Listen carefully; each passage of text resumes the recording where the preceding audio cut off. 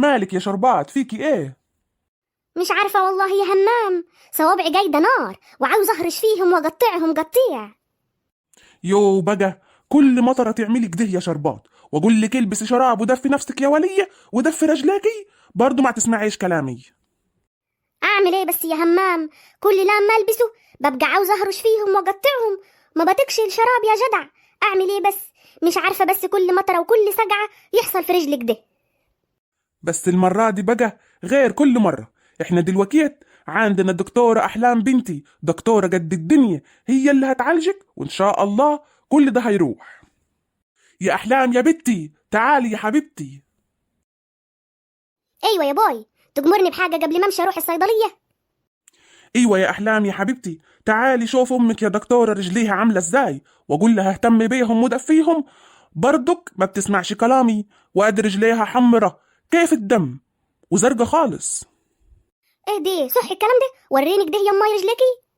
شوفي يا أحلام، شوفي رجلي عاملة إزاي، جايدة نار، أهرش فيهم وما عتقهمش وعيوجعوني خالص وما عتقش المية عليهم. يا حبيبتي يا أمي، إزاي مستحملة الوجع ده؟ ما قلتليش من الأول ليه؟ الظاهر كده يا احلام ان امك خلاص كبرت وعجزت.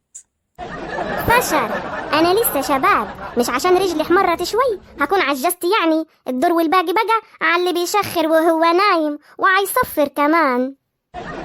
اباي عليك يا شربات، هو ما حدش يعرف يهزر معاكي ولا ايه؟ وبعدين عيبك ده مش قدام بنتك، بنتك كبرت وبقت دكتورة، ليه تقولي ان انا بشخر يعني؟ خلاص خلاص يا جماعة، خلاص. عامة يا أمي اللي بيحصل لك ده علشان البرد. ازاي بقى يا أحلام كل برد يحصل لك ده؟ اشمعنى ما يحصليش كده في الصيف؟ ده يا ماي بيحصل عشان باقي جسمنا لما بيحس بالبرد بيبدأ عاوز ان هو يدفي أعضائنا المهمة في الجسم، والأعضاء المهمة طبعا معروفة هي القلب والأحشاء. علشان كده بيخلي الدم يترك الأطراف ويروح للأعضاء ديت علشان يدفيها. وعشان كده يا ماي بيبدأ يحصل انقباض للأوعية الدموية بتاع الأطراف نتيجة نقص الدم ده، وعلشان كده بيحصل احمرار، وأحيانا كمان بتزرق وبتوجع وبيبقى فيها هرش وحكة. ده الموضوع كبير بقى يا بنتي، والله ما كنتش أعرف كده. أمال يا ماي علشان كده لازم ندفي نفسينا كويس، وكمان ندفي رجلينا، ولو حسينا بأي برودة في الأطراف نحط رجلينا في مية دافية. وأنا هجيب لك العلاج من الصيدلية وأنا جاية إن شاء الله. هو في كمان علاج يا بنتي؟ أيوة يا بوي، إن شاء الله وأنا جاية أكون جبت العلاج. يلا هتعوزوا مني أي حاجة؟ سلامتك يا حبيبتي، ربنا يخليكي ليا يا أحلى دكتورة في الدنيا. سلام عليكم يا دكتورة. وعليكم السلام، اتفضل اتفضل. كنت عايزة اشتكي لك من حاجة كده يا دكتورة. اتفضل يا عم الحاج، أؤمر. ألف سلامة، بتشتكي من ايه؟ والله يا دكتورة من ساعة ما الشتاء والبرد بدأ وانا رجلي عمالة تحمر وتورم وكمان بتزرق، وافضل اهرش فيهم جامد جدا، وكمان اخر ما بزهق بجيب العيال ولادي يهرشوا له فيها. بتخلي عيالك يهرشوا معاك يا حج؟ ايوه امال، انا عيالي ما يعودهم على كده، يساعدوني في اي حاجة حتى الهرش. ماشي يا حج يلي دمك زي العسل، انا هقول لك تعمل ايه. الاول انا عايزه اسالك يا حج، هل انت عندك انيميا او عندك حتى سكر؟ لا يا بنتي الحمد لله، بعيد الشر، ما عندناش لا انيميا ولا عندنا سكر، ده حتى ما فيش حد سكر غيرك هنا. تسلم يا عم الحج، الله يخليك. علشان نوصل الدم كويس للأطراف هنستخدم دواء موسع، والدواء ده موجود في الصيدلية عادي جدا، وعندنا أمثلة كتير منه، ومثال على كده دواء الترينتال مشهور جدا.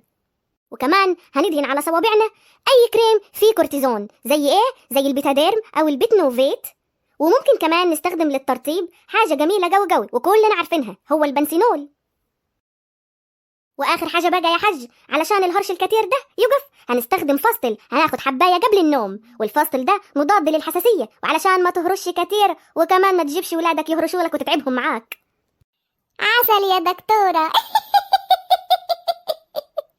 حبايبي الحلوين وفنزاتي المحترمين، اتمنى النهارده تكون الحلقه فادتكم وكمان ضحكتكم، علشان انا عارفه كويس ان احنا داخلين على ايام الشتاء والبرد، وعارفه ان المشكله ديت بيواجهها اكتر الناس وكمان صغار وكبار.